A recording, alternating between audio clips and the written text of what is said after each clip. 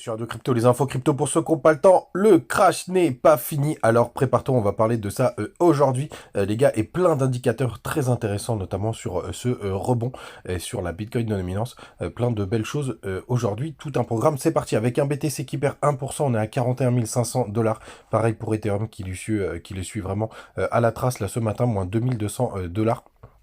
On est à 2200 dollars, pardon, moins 1%. Pour le coup, on a l'USDT qui est à 90 milliards de capitalisation. C'est énorme. Je voulais pousser un tweet hier, c'est vraiment stratosphérique. Il y a quasiment 2 milliards qui ont été imprimés sur ces dernières semaines. C'est impressionnant. On a BNB qui enfin nous fait un rebond plus 7% ce matin, où il y a un nouveau launch pool pardon, du côté de Binance qui a permis de rebooster un peu le BNB. Mais rien de bien folichon. On est à 250 dollars. Du côté de reste de la map, c'est un peu mitigé, mais il y a des très très belles performances, notamment du côté de Avax qui continue de pousser. On est à plus 16% ce matin.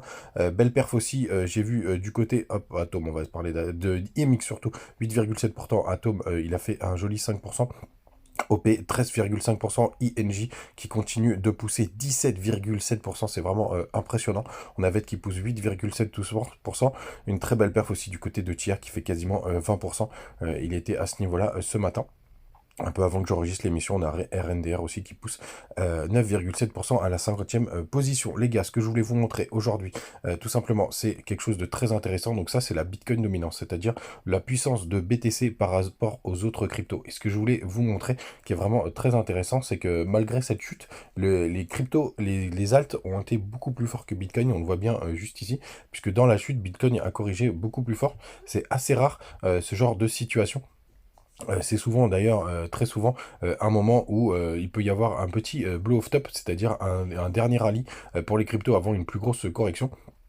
Ça peut arriver très fréquemment, en tout cas on est sur une jolie zone de rebond du côté du BTC, si on prend la grande photo, puisque ça a été pas mal travaillé par le passé. Sur cette zone, on va passer en weekly, ce sera un petit peu plus clair, mais c'est vraiment intéressant quand même de voir, voilà, c'était juste ici, travailler ici, travailler sur toute cette zone, donc une zone assez importante, une zone de support assez importante pour le coup pour BTC, mais si on prend la plus grande photo, on peut même considérer qu'on a plutôt été rejeté en weekly et que tout simplement on peut faire un joli M. Donc on a vraiment plein d'indicateurs qui sont ultra divergents les gars, donc faites vraiment très attention en ce moment. C'est pas le moment de faire des folies. Du côté du daily du BTC, on voit que le rebond sur le BTC est vraiment très très faible pour le coup. On a eu tout petit rebond hier, et pourquoi je considère que la chute n'est pas terminée, parce que pas grand chose non plus à dire en daily, hein, vous faites pas avoir, pour moi ça peut être, on pourrait retourner aller jusqu'au 42 500, 42 600 avant de repartir un peu plus bas. Et surtout parce que du côté de notre ami des contrats futurs, donc des CME, on a cet énorme gap qu'on avait ouvert il y a 2 semaines, qu'on pourrait enfin aller combler. On est venu pile s'arrêter juste dessus, à la clôture de bougie, juste là. Donc je pense vraiment qu'on sera, que c'est obligatoire maintenant d'aller le combler. Est-ce qu'on fera un nouveau plus haut avant d'y aller? Je pense pas, franchement, je pense pas. Je pense maintenant qu'il va falloir qu'on aille corriger. Bien évidemment, ça reste des probabilités et des supputations par rapport à ce que je vois là. On a quand même un petit support du côté du RSI, hein, on pourrait tracer une ligne. On va tracer ensemble pour voir s'il ressemble à quelque chose. Hop, sur ce support juste là, ouais, c'est une zone qui a été pas mal travaillée par le passé avec quelques petits fake out. Ah oui, sur remarque, c'est plutôt pas mal. Donc on va voir si on peut rebondir d'après le RSI sur cette zone. En tout cas, moi je serais pas surpris qu'on ait un petit rebond jusqu'au allez, 42 500 dollars. Ça permettrait aux AL de continuer de s'éclater. Pour le coup, ce serait une bonne nouvelle, mais je pense que derrière, il faudra continuer le nettoyage qui fait pas peur à grand monde, hein, on va se le dire. Du côté du spot, ça a racheté un petit peu, mais rien de bien méchant. Les fundings sont repassés, sont toujours positifs, mais ont un petit peu diminué. Mais par contre, le long short ratio a pas mal augmenté. On va directement jeter un œil. Regardez juste ici, hop, long short ratio. Il y a quand même maintenant une majorité de personnes. Ouais, non, il y a toujours du short. Voilà, ça bouge vraiment dans tous les sens. On va voir sur les autres cryptos. Ouais, ça short aussi pas mal. Oh là, même le missile sol-sol est pas mal shorté. Ouais, c'est quand même assez intéressant que tu un crypto clébar, pardon, et pas mal shorté, donc vraiment pas mal d'indicateurs qui sont très divergents. Donc pour moi, il faut continuer ce nettoyage parce qu'il n'a pas été il n'a pas été suffisant selon moi, hein, bien sûr, ce n'est que mon avis. Il y en a eu 79 millions de liquidations sur les 24 dernières heures. On est monté à un pic à 500 millions hier. Je voulais pas partager, parce que je voulais partager le 400 millions, mais c'est déjà pas mal. On a pas mal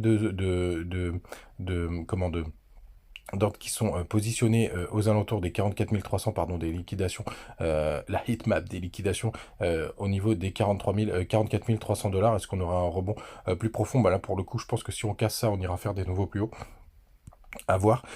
Et du côté de la map des liquidations aussi avec les gros leverage, on a un gros pic vers les 40 500, mais c'est un petit peu mitigé. C'est vrai qu'on a pas mal nettoyé. Donc pour moi les gars, je pense qu'on a besoin de continuer de faire un peu plus de nettoyer. On va regarder le long short ratio sur 24 heures. On est plutôt à la parité, effectivement, plutôt à la parité. Mais je reste assez prudent sur cette chute. Bien évidemment, mais je pense vraiment qu'on va continuer à combler le gap CME. Hier, je vous partageais le market cap de l'USDT du côté de Twitter, pour le coup, c'est impressionnant ce qu'on est en train de voir, hein. 90 milliards, je ne sais pas si vous vous rendez compte, sur le dernier mois, ça nous fait sur la dernière année, regardez, ça nous fait quand même une belle poussée de 65 milliards à 95 milliards, c'est énorme.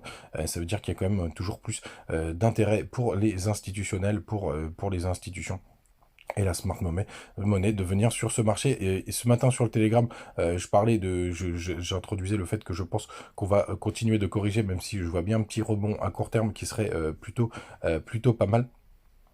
Pour le coup, mais non, c'est pas du tout les ETF qui sont remis en question, les gars, hein. Pour moi, ça va arriver. J'en suis désormais persuadé, et le marché ne s'y trompe pas. Ce qu'il faut noter aussi, c'est que souvent sur la fin d'année, vous avez pas mal de professionnels qui clôturent leur position, justement pour les bilans, etc., pour arrêter la position. Ça se fait en général à partir de la première quinzaine de décembre. Évidemment, ça peut apporter un petit peu de pression vendeuse, et il y a ceux qui l'anticipent, bien entendu. Les gars, vous savez tout, passez une très très bonne journée. N'oubliez pas les liens en commentaire du côté de BitGet et de BingX pour ceux qui veulent rejoindre le marché crypto, et on continue de se voir tous les matins. N'hésitez pas à mettre une petite crypto en commentaire si vous voulez que je l'analyse, ce sera avec grand plaisir. Ciao.